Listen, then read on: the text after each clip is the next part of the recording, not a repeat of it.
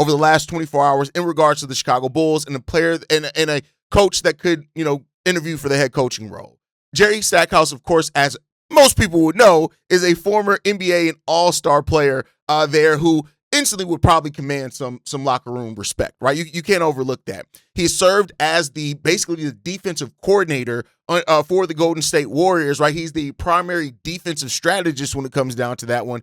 And because of his years working under Steve Kerr and working with the Golden State Warriors, he would theoretically bring over some of what he learned from that organization and working under Steve Kerr. Now, I say presumably, not to diss Jerry Stackhouse at all, but just because it doesn't always work that way. Like, we've seen coaches be under really good staffs before and then not necessarily have that same level of success, whether it's with players or anything else, that they had in being an assistant, right? Many people will remember, I could just go to an example here in Chicago, like Jim Boylan was well respected by players before he took over as the head coach, and the relationship between the players and him completely deteriorated. Now, overall, Jim Boylan just wasn't a good coach. I think your level of how good you are of a coach definitely plays into that as well. And I don't want to overlook that factor of it at all. If Jerry Stackhouse is good, that culture may bring over his own culture. But even when you look at like Luke Walton, what he did with the Golden State Warriors before are we saying that maybe just don't hire an assistant is that what we're gathering here? Just don't hire assistants from Golden State? But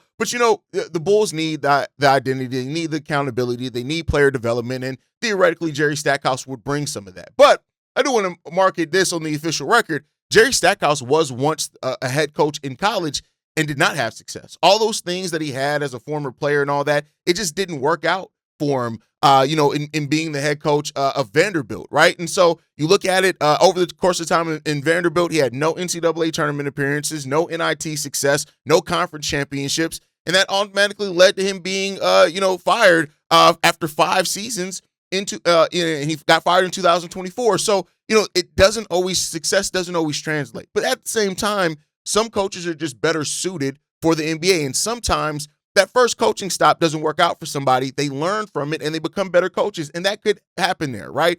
I think overall, like Jerry Stackhouse will bring some of the similar things we're looking for. I think you would still want to hire a really good offensive mind. Bryson Graham has talked about wanting a coach that can coach both sides of the ball. So there you go in regards to that one. But, you look at it last season, say what you will about the Golden State Warriors. They finished with the 7th best defense. And so if you're looking at what he has done well, he's done it at a really high level. That defensive background that he brings is not going to be ignored. As his history of what he did as a head coach shouldn't be ignored, but his successes shouldn't be ignored either, right?